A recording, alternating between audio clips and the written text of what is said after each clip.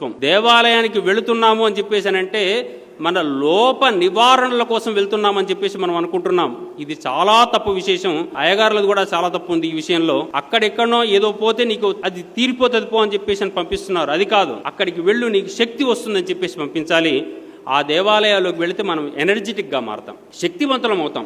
ఆ శక్తిని మనం బాగా ఉద్ధరించుకోవాల్సిన అవసరం ఉంది. ఓ 10 సార్లు వెళ్ళండి, దేవాలయంలో ప్రదక్షిణ చేయాలి అన్నారు. ఎందుకు చేయాలి? నేను అదే చెప్పాను. భూమి ఎవరి చుట్టూ తిరుగుతుందిరా నాయన? అదేం సార్, తన చుట్టూ తాను తిరుగుతుంది, సూర్యుడి చుట్టూ తిరుగుతుంది. మరి భూమికి ఇంత శక్తి ఎక్కడి నుంచి వచ్చింది? సూర్యుడి చుట్టూ తిరిగితే శక్తి వచ్చింది. మరి నీకన్నా గొప్ప శక్తి చుట్టూ తిరిగితే నీకు శక్తి వస్తుందని భూమి చెప్పింది కదరా, నీకెందుకు రావట్లేదు? దేవాలయంలో ప్రదక్షిణం చేయి. నీ మనస్సును కూడా నిత్యము దైవం చుట్టే తిప్పేటట్టయితే నువ్వు శక్తివంతుడు అవుతావు, దేవాలయం నువ్వే అవుతావు.